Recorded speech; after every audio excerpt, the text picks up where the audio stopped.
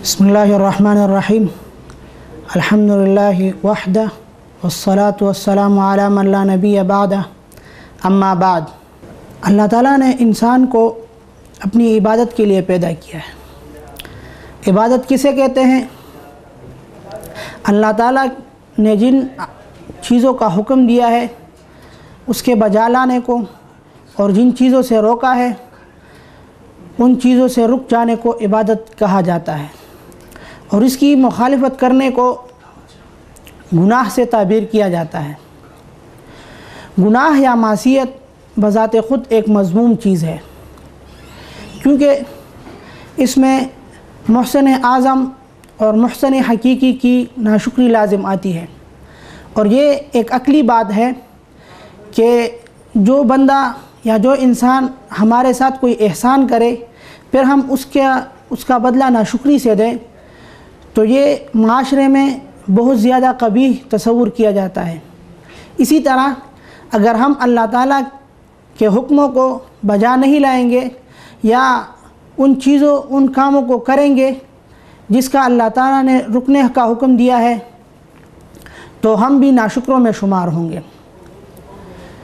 गुनाह बज़ाते ख़ुद चूँकि मज़मूम चीज़ है, इसी वजह से इस्लाम ने इसके तहमत से भी बचने को ज़रूरी करार दिया है। इस्लाम जहाँ पर गुनाह के असबाब को नाजायज़ करार देता है, वहीं पर इसके तहमत से भी अपने आप को बचाना ज़रूरी करार देता है। एक इंसान अगर गुनाह नहीं करता लेकिन गुनाहों की जगहों पर जाता है जिससे इस पर तहमत लगने का अंदेशा होता है, तो वहाँ पर अगरचे ये गुनाह नहीं कर रहा होता लेकिन इसकी शख्सियत पर एक ऐसा असर पड़ता है कि रफ्ता रफ्ता ये भी उस गुनाह में मुलव्विस हो जाता है।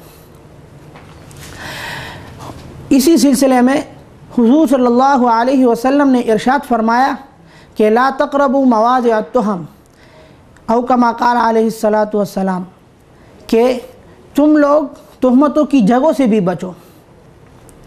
इसी तरह हुज़ूर सल्लल्लाहु अलैहि वसल्लम का एक वाक़या है कि एक दफ़ा आप सल्लल्लाहु अलैहि वसल्लम मस्जिद में मुअतकिफ़ थे। हज़रत सफ़िया जो आपकी ज़ौजा मुतहरा है वो आपसे मिलने के लिए मस्जिद में तशरीफ़ लाईं। आप सल्लल्लाहु अलैहि वसल्लम उनको घर छोड़ने तशरीफ़ ले गए। रास्ते में इन दोनों पर दो अंसारी सहाबियों का गुज़र हुआ। आप सल्लल्लाहु अलैहि वसल्लम ने उन दोनों को मुखातब करके फ़रमाया कि ये मेरे साथ सफ़िया है, यानी मेरी अपनी बीवी है। तो सहाबा रिज़वानुल्लाहि अलैहिम अजमाइन ने जवाब में फ़रमाया कि सुबहान अल्लाह या रसूल अल्लाह। इसका मतलब ये था कि आप सल्लल्लाहु अलैहि वसल्लम के बारे में तो हम अपने जहन में कोई गलत बात नहीं ला सकते, छे जाके हम आप सल्लल्लाहु अलैहि वसल्लम पर शक करने लगे। लेकिन आप सल्लल्लाहु अलैहि वसल्लम ने उनका जवाब देते हुए फ़रमाया कि हर इंसान के साथ शैतान होता है और हो सकता है कि शैतान आपके दिल में वो बात डाल दे जिसकी वजह से आपके ईमान पर असर पड़े। नाज़रीन किराम, इससे मालूम हुआ कि हुज़ूर सल्लल्लाहु अलैहि वसल्लम जो कि एक बिल्कुल ही पाक साफ़ और मासूम हस्ती है, जब वो अपने आप को तहमत से बचाने के लिए इतनी एहतियात फरमाते हैं, तो हमारे लिए ज़रूरी है कि हम हर उस जगह से बचें जहाँ हम पर गुनाह की तहमत लगने का अंदेशा हो।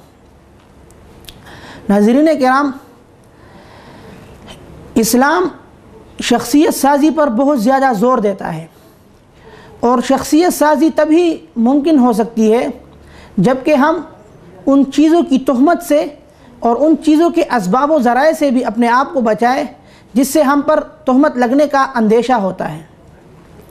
आजकल के दौर में आप देख रहे हैं कि एक दूसरे पर इल्ज़ामात की बौछार बहुत ज़्यादा होती जा रही है, और बाद में जिस पर इल्ज़ामात की बौछार की गई होती है وہ اپنی صفائیاں پیش کر رہے ہوتے ہیں۔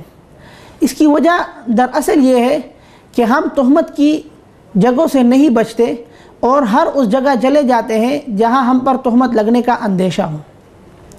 اب دیکھیے، انبیاء علیہ السلام نے جب قوم پر اپنے آپ کو پیش کیا تو سب سے پہلے انہوں نے اپنے شخصیت کو پیش کیا۔ آپ حضور صلی اللہ علیہ وسلم کی مثال لے لیجئے۔ حضور صلی اللہ علیہ وسلم نے جب اہل مکہ کو سب سے پہلے دعوت اسلام دی تو کوہ صفا پر چڑھ کر آپ نے فرمایا کہ تم لوگ، میں نے تمہارے اندر 40 برس گزارے، تم نے مجھے کیسا پایا؟ کیا تم لوگوں نے مجھے سچا پایا یا جھوٹا پایا؟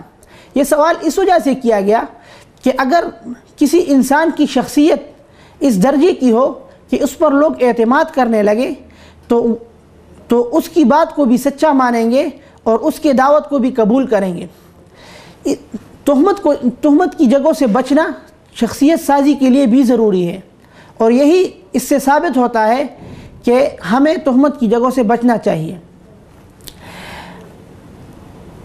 ناظرین کرام، ہمیں چاہیے کہ ہم ہر اس جگہ سے اپنے آپ کو بچائیں کہ جہاں پر ہم پر تہمت لگنے کا اندیشہ ہو۔ مثلا ایک آدمی کسی شراب خانے یا کسی گناہ کے اڈے میں جاتا ہے تو وہاں پر اگرچہ یہ خود گناہ نہیں کر رہا ہوتا لیکن اس پر تہمت لگ سکتی ہے کہ وہ بھی اس گناہ میں ملوث ہے، اور ماحول میں آنے جانے کی وجہ سے یہ اس گناہ میں ملوث بھی ہو سکتا ہے۔ چنانچہ اسلام پر عمل کرتے ہوئے ہمیں ہر اس چیز سے دور رہنا چاہیے جس سے ہم پر تہمت لگنے کا اندیشہ ہو۔ والسلام۔